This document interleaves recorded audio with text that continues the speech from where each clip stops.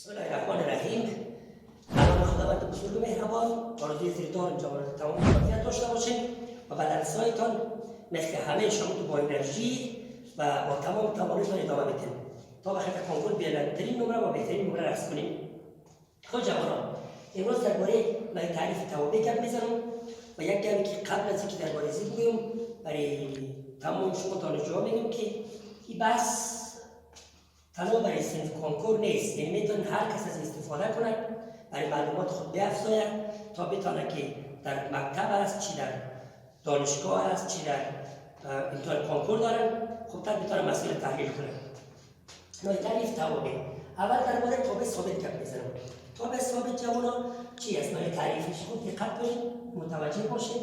اصلا شکل تابع ثابت وای مساوی سی است. وای مساوی سی.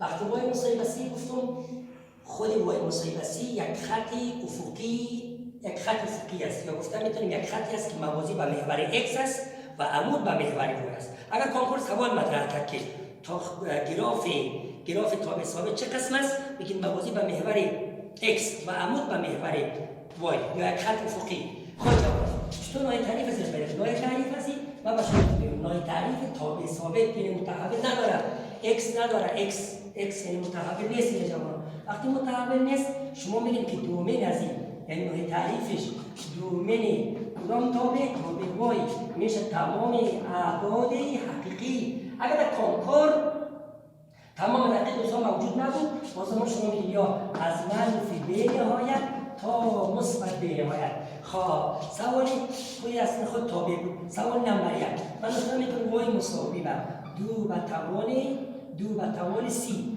دو به توان سی یک تابع ثابت است. یک تابع ثابت چرا متحول نداره؟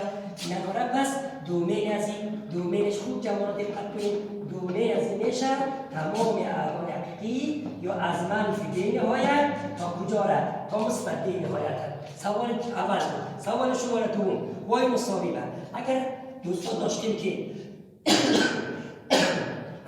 که مثلا لوگاریتم 21 جذر ساین دو یعنی خوب دقت کنید. لوگ که آمد به این مفهوم است که تابع لوگاریتم نیست، چون یا x نداره، متحول نداره یا متحول نداره، پس برای این مفهوم است کلا تابع ثابت است. وقتی تابع ثابت است چی میگم نوع تعریفش یعنی دومین از این تابع یعنی دومین از تابع میشه تمام اعداد حقیقی یا از منفی به نهایت تا کجا را؟ تا مثبت به نهایت. صحیح جوانان؟ خب سوال شماره سوم اگر داشته باشیم وای مساوی به سیگنوم 40 فاکتوریال جمع کوساین جوانان 8888 پای جوانان است. اینو خوب دقت کنید. متحول وجود داره؟ نداره متحول. وقتی متحول نداره و این مفهوم است که دومین از این نوع تعریفش میشه تمام اعداد حقیقی یا از منفی به نهایت تا کجا را؟ تا مثبت به نهایت. از منفی به نهایت تا مثبت به نهایت. خب شماره سوم شماره چهارم وای مساوی به ساین nx ساین n بازی مطرح ساین n پای ساین n پای همون جنس n شامل زید. وقتی این ساختار مطرح شد یا جمله تابع ثابت است. از جمله توابع چیه؟ جمله ثابت. اینا چی میگه؟ دومینش دومین از اینش تمام اعداد حقیقی یا از منفی به نهایت تا کجا را؟ تا مثبت به نهایت. یعنی بود جوانان تمام مثالات درباره نوع تعریف تابع ثابت. نوع تعریف کدام تابع ثابت. حالا من دارم که شما داشته باشید. این دفعه درباره تابع چی گپ میزنیم؟ پولینومی. درباره تابع پولینومی. اگر شما به تابع پولینومی بود روبروش چیکار میکنید؟ اول نیازی است که ما شما پولینوم تشخیص بدید. این حتی نیاز نیست که ما شما بگیم که پولینوم چیه، چون شما شغلات کنکوری است نمیفهمید. اما باز یک بار تذکر میتونم پولینوم در حقیقت یک افاده الجبری است، یک نوع افاده الجبری است که توان متحول‌هاش یعنی x یا y هر چی باشه توانای متحول‌ها کلا در ست اعداد کامل باشند. توان کسری نداشته باشه، اشاری نداشته باشه، توان منفی نداشته باشه، اعداد کامل باشه. خب پس چطور نوع تعریف پیدا کنیم؟ من به شما میگم شماره 1 وای مساوی به داریم 2x مربع جمع 3x جمع 1. ببینیم یک پولینوم هست. یک پولینوم که است نوع تعریف هست. پس دومین از این میشه، دومین تابع میشه. تمام اعداد حقیقی یا از منفی به نهایت تا مثبت به نهایت. جواب فراموش نکنید که از پولینومی و تابع ثابت عین قسم تعیین میشه. از این تمام اعداد حقیقی است، از پولینوم هم تمام اعداد حقیقی است. سوال شماره دوم اگر داشته باشید وای مساوی بر x به توان 50 جمع x و مثبت ساین 25. این جواب ساین 25. خب دقت کنید این ساین عدد ثابت است اینجا، عدد ثابت x به توان 50 جمع cx یا یک پولینوم است. پس پولینوم کس به تعریفش دومینش میشه تمام اعداد حقیقی یا از منفی به نهایت تا کجا رفت؟ تا مثبت به نهایت. یا شو جواب است. آمدم شما سوم بخیر. اگر شما داشتید یک تابع به نام fx مساوی به خود دقت کنید x به توان 50 جمع x به توان 40 جمع جذری 3 تقسیم در 20 فاکتوریال. این جواب است. تقسیم در چند فاکتوریال؟ 20 فاکتوریال.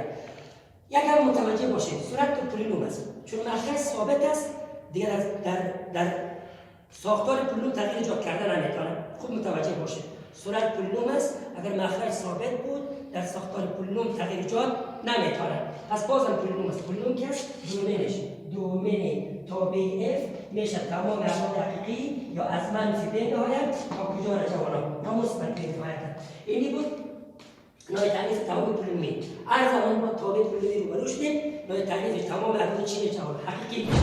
آمده بعدش دوستان خود مسئله بعدی از کدام تابع است؟ از تابع کسری است.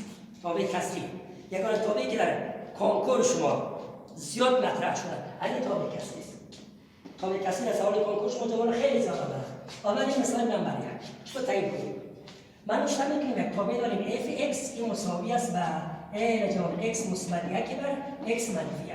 اما یک گپ متوجه باشید تابع کسری خیلی زیاد است اما من فعلا اون تابع کسری بررسی میکنم که هم صورتش پولینوم باشه و هم مخرج پولینوم باشه. هم صورت پولینوم باشه هم مخرج پولینوم باشه. صورت پولینوم مخرج پولینوم. اگر با یک ساختار روبرو شدید باز شما چیکار میکنید؟ مخرج هم مساوی به صفر کار میکنید. مخرج چی است؟ خب میگم مخرج مساوی به صفر. مخرج داریم x منفی 1 x منفی 1 مساوی به صفر. معلوم است دیگه که x چند میشه؟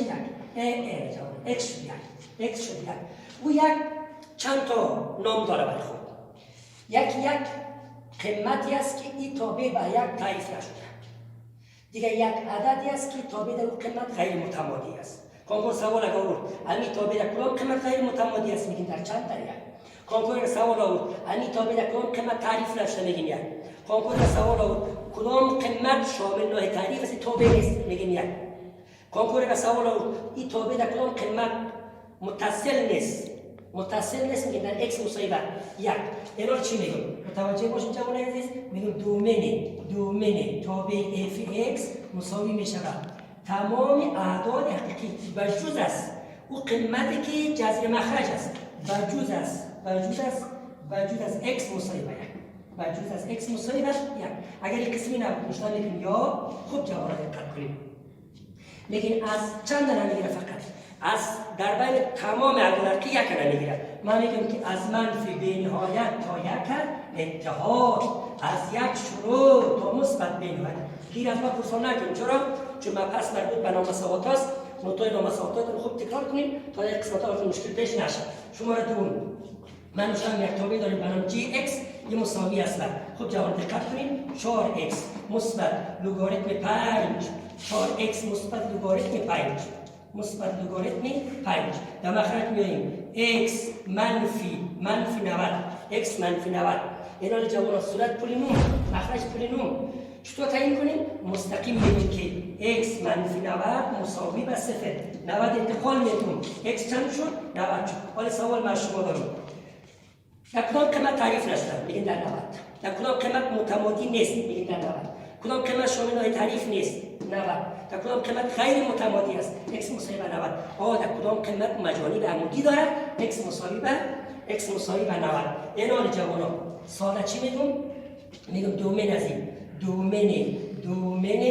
دومین تابع جی اکس مساوی به از تمام اعداد چی؟ تمام دقیق بجوز از چند؟ بجوز از 90. اگر این نبود بزمون میگیم که از چند؟ از منفی به نهایت تا 90 انتها از 90 شروع تا کجا را؟ تا مثبت به نهایت است. صحیح شد جوانای عزیز؟ یا تقریبا 2 تا مثال بود که از پس بر شما کار کردم. مثال شماره سوم. در مثال شماره سوم جوان اگر داشته باشیم جی از ایکس باشه خوب دقت کنید داشته میکنیم که 20 x جمع 1 داشته باشیم در مخرج میاییم. اگر داشته باشیم x مربع جمع 6x جمع 5 داشته باشیم. خود جوانا میاییم باید تعریف از این شما تعیین میکنیم. چه رقم تعیین میکنیم؟ صورت پولینوم مخرج مساوی به صفر. پس مخرج چی است؟ x مربع جمع 6x جمع 5 مساوی به صفر. این تبدیل به 2 تا عدد میکنیم. یکی فکر میکنم مثبت 1 است، یکی دیگه مثبت 5 است. میشه جوانا؟ چرا؟ 1 ضرب 5 1 جمع 5 میشه 6. اینا دوستای عزیز در این قسمت مشتم میدونیم که میتونیم 2 تا x را داریم. نه x مربع x داریم. x است دیگه 1 جمع 1 جمع 5 x جمع 1 دیگه x جمع 5 x جمع 5 مساوی به چی؟ صفر. هر کدومش مساوی به صفر قرار بدیم. در نتیجه x1 میشه منفی 1. خیلی خوب. x2 میشه منفی 5. x2 میشه منفی 5. x1 شد منفی 1. x2 هم شد منفی 5. اینا دوستا در چند تا قیمت تعریف نشد؟ 2 تا قیمت منفی 1 منفی 5. در چند قیمت غیر متمادی است؟ 2 قیمت منفی 1 منفی 5. چند مجانی به عمودی دارد؟ 2 دارد منفی 1 منفی 5. اینا دوستا چی میگیم؟ دومین از این دومین کدام تابع است؟ دومین تابع جی مساوی می شود خب تمام اعداد قی به استثنای اول کوچکش میگیم به استثنای منفی 1 و منفی 5 و منفی 1 به استثنای منفی 5 و منفی 1. اگر یک قسمی نبود و پیشتر باش تذکر دادم که در تعیین نوع تعریف توابع دانستن نامساوات و تکرار نامساوات در شما بسیار ضروری و لازمی است. اینا جوانان اگر این نبود میگیم یا تمام اعداد که مشتمل میکنن بجوز است. باز این قسمت مینویسه بجوز است x مساوی به منفی 1 و x مساوی به منفی 5. این رقم میشه مشتق کنید و یا باز میشه که مشتق کنید. یک قسمی جوابی است.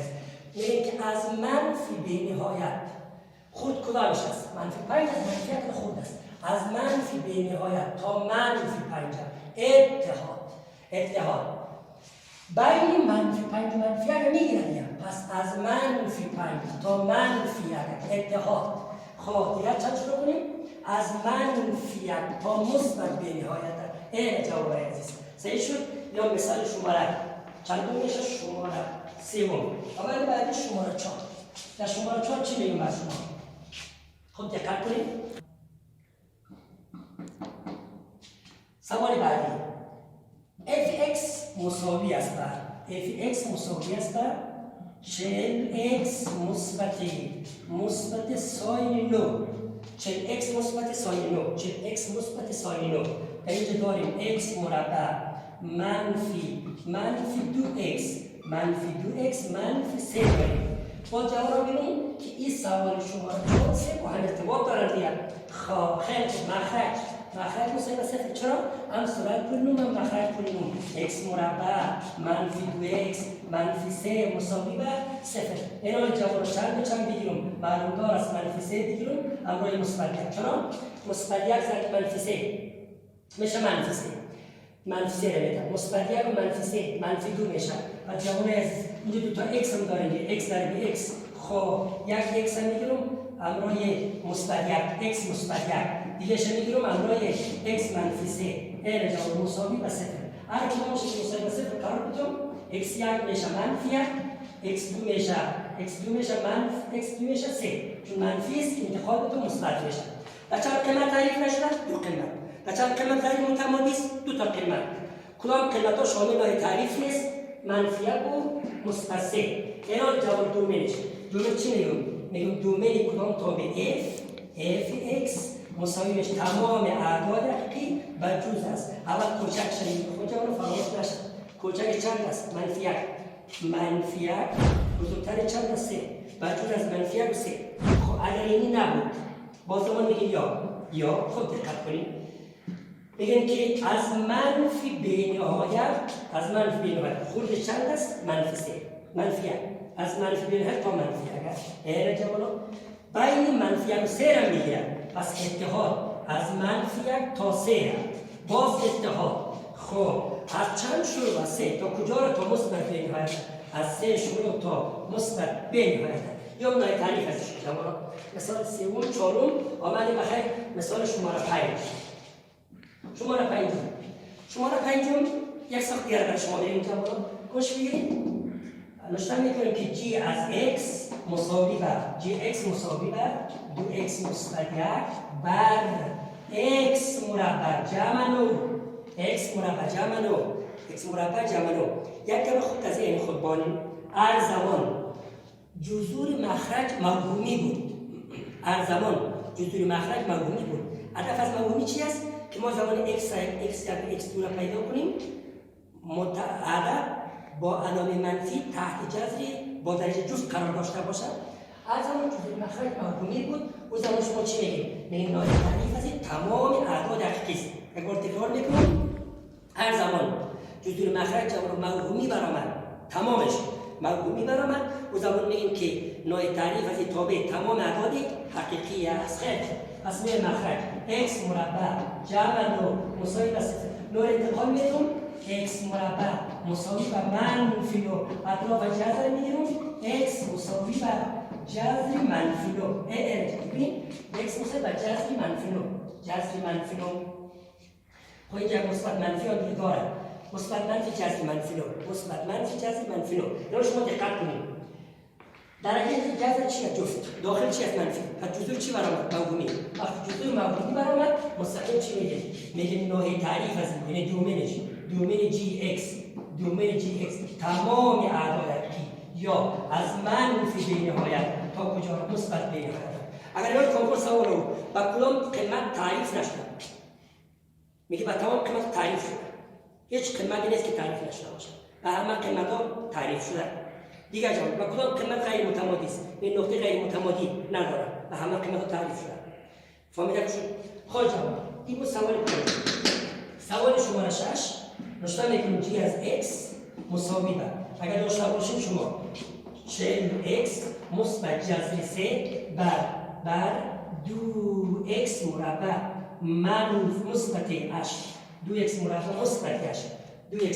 مثبت 8 مخرج مساوی چه کنم؟ 0 2x مربع مثبت 8 مساوی به 0 8 انتقال بده جواب من هم 8 انتقال میتونم هم تقسیم 2 میکنم 8 انتقال کرد منفی 8 شد تقسیم 2 شد و میشه منفی 4 x مربع شد منفی 4 اطراف جذر گرفتم و x مساوی شد به مثبت منفی جذر منفی 4 ببین باز موهومی برآمد. پس با تمام قیمت ها تعریف شده اینا چی میگیم؟ دومین از این دومین تابع gx میشه تمام اعداد حقیقی یا از منفی به نهایت تا مثبت به نهایت است. شد جوانان؟ یا مثلا شد یک تا مثال دیگر بر شما کار میکنم از این مبحث باز بحث میکنیم. بخیر سوال ششم سوال هفتم میشه. در سوال هفتم به شما چی میگم؟ اگر داشته باشیم یک تابع به نام fx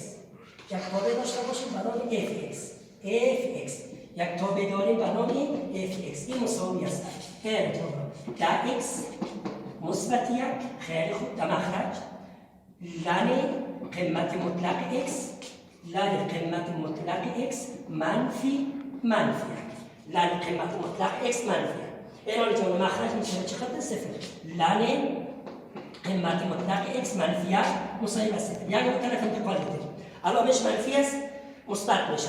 پس در نتیجه ln قیمت مطلق x مساوی شد به 1 قاعده لن ای است. ای را که من اون طرف انتقال میتونم لن از بین گیرم با انتقال ای لن جواب حذف میشه با چی میمونه؟ قیمت مطلق x مساوی به ای به توان مثبت 1 این جواب است. چون اینجا قیمت مطلق وجود داره در ویدیوهای قبلی من شما گفتم هر زمان قیمت مطلق بود داخلش متحول بود باز متحول از قیمت مطلق بیرون کنیم، هم مثبت بگیریم هم منفی بگیریم. پس دوستان شما میکنیم که مثبت منفی x مساوی به ای. مثبت منفی از اینجا بکنیم بیاریم این طرف، این حال x مساوی شد به مثبت منفی ای. هر کس توصیل کرد که با کدام قیمت ها تعریف نشدن بگیم به مثبت منفی ای. در کدام قیمت غیر متمادی است مثبت منفی ای، کدام قیمت ها شامل های تعریف نیست مثبت منفی ای. این حال جواب است دومین است، دومین تابع f، دومین تابع f مساوی باشه، دومین تابع f مساوی تمام اعداد حقیقی بجز از x مساوی به مثبت منفی ای. یک ساختار یا تمام اعداد حقیقی به استثناء یا بجز از اول کوچکش میگیم، کوچکش منفی از منفی تا مثبت ای. خب اگر این نبود باز نشون میگیم یا از منفی به نهایت تا کوچکش منفی ای اتحاد از منفیش تا مثبتش، خیلی خوب اتحاد از مثبتش تا مثبت به نهایت، از مثبتش تا مثبت به نهایت. این جواب عزیز یعنی اون بود مبحث نوع تعریف تابع کسری، تابع کلی قبلا ذکر کردم، تابع ثابت هم شما گفتم. برای تعیین نوع تعریف تابع بعدی باز بخیر در آینده گپ میزنیم. و من الله توفیق، سلامت و سرفراز باشید.